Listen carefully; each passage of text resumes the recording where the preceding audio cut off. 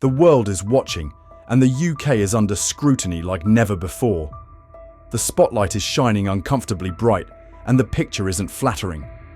Argentina's Prime Minister, Javier Milei, has launched a blistering attack on Keir Starmer and his government, taking aim at Britain's justice system and calling out the silencing of its own citizens.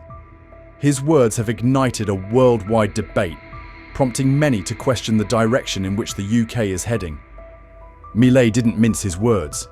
His criticisms of double standards, systemic failures, and what he sees as an outright suppression of free speech are making waves far beyond Argentina's borders.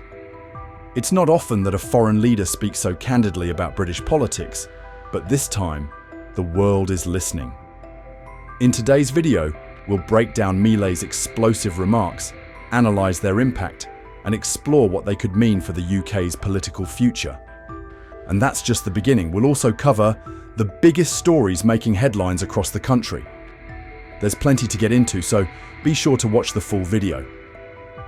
Before we dive in, don't forget to hit the like button and subscribe to the channel. Join our growing community of viewers who are fed up with the mainstream narrative and looking for a fresh, unfiltered perspective. Is it not true that right now as we speak in the UK, citizens are being imprisoned for exposing horrifying crimes committed by Muslim migrants? Crimes that the government seeks to conceal? Or didn't the bureaucrats in Brussels suspend Romania's elections simply because they didn't like the party that had won? Faced with each of these discussions, wokeism's first strategy is to discredit those of us who challenge these things. First by labeling us, and then by silencing us. If you're white, you must be a racist. If you're a man, you must be a misogynist or part of the patriarchy. If you're rich, you must be a cruel capitalist. If you're heterosexual, you must be heteronormative, homophobic, or transphobic. For every challenge, they have a label. And then they try to suppress you by force or through legal means. Because beneath the rhetoric of diversity, democracy, and tolerance that they so often preach, what truly lies is their blatant desire to eliminate dissent, criticism, and ultimately freedom, so they can continue to uphold a model in which they're the main beneficiary. His criticism of Starmer's government is unlike anything we've heard from a world leader in recent years. He accused the British justice system of betraying its people and warned that citizens are losing their voice in a system that prioritizes control over fairness. Here's exactly what Milei had to say. Take a look at this. Is it not true that right now, in the UK, people are being jailed for exposing horrific crimes committed by Muslim migrants, crimes that the government seeks to hide? Or that Brussels bureaucrats halted Romania's elections simply because they disapproved of the winning party? When confronted with such realities, woke ideology follows a predictable pattern. First, discredit those who speak out, then silence them altogether. If you're white, you must be racist. If you're a man, you're accused of misogyny or upholding the patriarchy. If you're wealthy, you're a ruthless capitalist.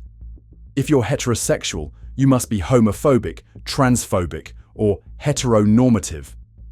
Whenever a challenge arises, they slap a label on it and then attempt to silence you, either through force or legal channels. Beneath their constant preaching about diversity, democracy, and tolerance lies a stark reality. Their relentless ambition to crush dissent, suppress criticism, and ultimately curtail freedom. Their goal: to sustain a system that benefits them above all else. Here's how people have responded. One user remarked, "Javier Milei is speaking the unfiltered truth at Davos, exposing the UK government for covering up atrocious crimes and targeting those brave enough to call them out. The truth stings, and it's about time someone with Milei's platform shone a light on these issues. The UK government must answer for its actions." Another added, "Credit to Milei for his courage in challenging those in power. We need more leaders willing to take on the difficult conversations and stand firm for what's right." Tim chimed in, stating, "We've become a global laughingstock. That won't change until Starmer and Labour are gone." One user exclaimed, "Wow, powerful words," and delivered right at the WEF's leftist altar. Brilliant. Another noted, "There's no greater humiliation for a leader than being exposed on the world stage. Now it's our responsibility to spread the shame." Chris expressed gratitude. "Thank you, Javier Milei. Argentina standing up for democracy. About time we all did." Another commenter reflected, "I never expected an Argentinian to defend the UK, but the world is waking up." In other news, Foreign Secretary David Lammy is under fire for allegedly misleading MPs over his baffling agreement to cede the Chagos Islands to Mauritius. Since its announcement in October, the draft deal has hit multiple roadblocks, with Donald Trump reportedly poised to block it as Mauritius continues to demand even more from the UK. The latest controversy has even sparked division within Labour itself. Speaking at a Chagosian meeting at Portcullis House, Crawley MP Peter Lamb suggested that statements made in the Commons by the Foreign Secretary do not appear to be accurate. The advocacy group Chagosian Voices also criticised Lammy, claiming he had failed to engage with them throughout the negotiations over the islands. Foreign Office Minister Stephen Doughty reportedly met with the group twice after the agreement was finalised, but refused to discuss the specifics of the deal. Doughty sat down with members of the Chagosian community on 30th September and 3rd October. However, Foreign Office sources maintain that officials have remained in regular dialogue with the Chagosians. As 2025 gets underway, British retailers and consumers are grappling with increasing difficulties. Consumer confidence has nosedived, falling from -27 in December to -34 in January, according to GfK. This sharp decline mirrors escalating concerns over job security, dwindling disposable incomes, and mounting living costs driven by recent budget adjustments. Major retailers, already contending with inflation and reduced consumer spending, are now bracing for an estimated £7 billion rise in operational expenses, owing to increased national insurance contributions and the introduction of a new packaging levy. In response, many businesses are contemplating price hikes and job cuts, exacerbating the wider economic turmoil. Clive Black of Shore Capital has warned that the UK may already be in a technical recession, attributing the slowdown to Labour's policies, which he claims have stifled growth. Unemployment reached 4.4% in November, with payroll figures experiencing their sharpest decline since the pandemic. Retail giants such as Primark are feeling the strain, reporting a 4% drop in UK sales between mid-September and January, even as sales in Europe and the US show greater resilience. Analysts foresee an increased frequency of economic downturns, with Bloomberg Economics noting that the UK's trend growth rate has halved to a mere 1.2%. Chief economist Dan Hansen suggests that while these recessions may be less severe, they are likely to become more commonplace. GfK's Neil Bellamy highlights that public trust in the UK economy continues to erode, with consumers preparing for tougher times ahead.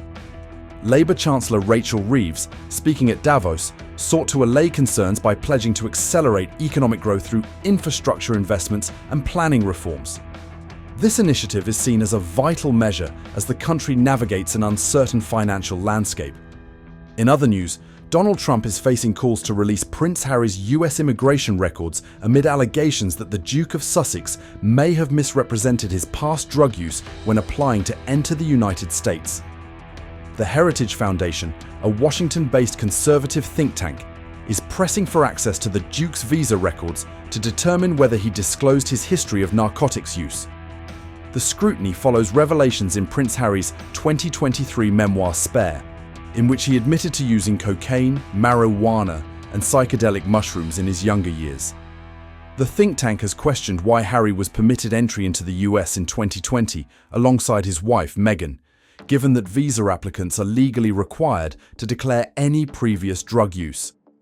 Initially, the Heritage Foundation filed a lawsuit against the Department for Homeland Security after its Freedom of Information request was denied. So, what do you make of today's discussion? Share your thoughts in the comments below. That wraps up today's video. Don't forget to like and subscribe for more British stories. Oh, and if you fancy some new merch, check out britishstand.com. The link's in the description.